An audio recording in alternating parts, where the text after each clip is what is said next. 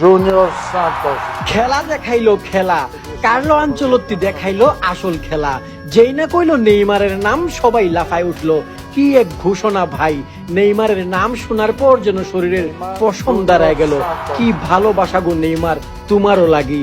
কতটা মাস, কতটা দিন, কতটা রাত নেইমার দলে থাকবে কিনা, নেইমার দলে থাকবে কিনা এই অপেক্ষা করেছে কোটি কোটি নেইমার ভক্ত। আর আজকে কার্লো আনচেলত্তি ঘোষণা দিলেন নেইমার থাকছেন।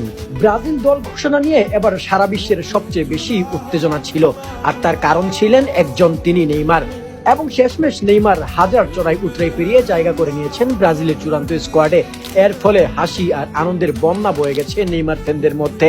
ব্রাজিল বিশ্বকাপ জিতলে যে আনন্দ হতো, ঠিক সেই রকম আনন্দ হচ্ছে নেইমারকে বিশ্বকাপ দলে দেখতে পেয়ে।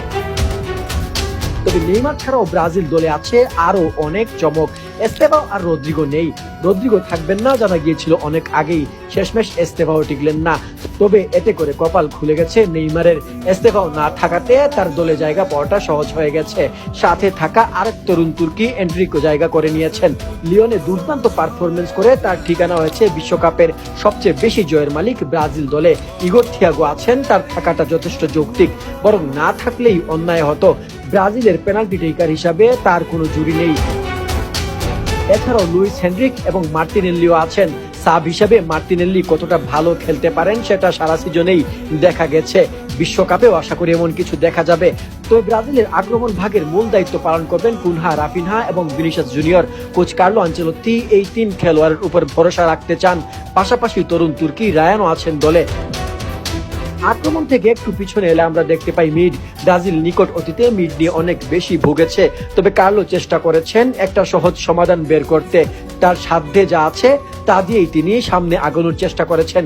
ব্রুনো গুইমারেজের মতো পরীক্ষিত সৈনিকের সাথে আছেন দ্য ট্যাঙ্ক খ্যাত ক্যাসিমিরো, যাকে ব্রাজিল দলের সবচেয়ে নির্ভরযোগ্য খেলোয়াড় বলা চলে। আছেন তরুণ দানিলো এবং অভিজ্ঞ ফাবিনহা। আর পাপুয়েতার সংযোজন মিডে ব্রাজিলের ভরসা রক্ষাতে প্রভাব রাখবে। এবার আসি ডিফেন্সের দিকে। মিলিটাও নেই, তার না থাকাটা ভুগাবে ব্রাজিলকে।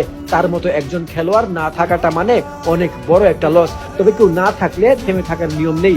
কার্লো আনচেলত্তিও ঠিকই তার কাজ করে যাচ্ছেন, তার হাতে যারা আছেন তাদের নিয়েই। তবে এই ডিফেন্স বড়ই বিচিত্র। একদিকে যেমন গেব্রিয়েল মেগেলহেইসের মতো পরীক্ষিত সিপাহী আছেন মার্কুইনেজের মতো সিপাহ সালার, ঠিক তেমনি অন্যদিকে আবার আছেন দানিলো এবং অ্যালেক্সান্ড্রের মতো আমরা কাঠের ঢেকিও। কি বুঝে এদের দলে নেওয়া হয়েছে তা অনেক ব্রাজিল ফ্যান জানেন না। এদের ছাড়াও আরো আছেন ওয়েসলি, ব্রেইমার, ডগলাস সান্তোস, ইভানেজ এবং লিও পেরেইরা। ব্রাজিলের ডিফেন্স রক্ষার দায়িত্ব থাকবে এদের হাতেই। তবে ডিফেন্সের দিক দিয়ে বলতে গেলে ব্রাজিলের ডিফেন্স এবার খুব একটা সুবিধাজনক নয়।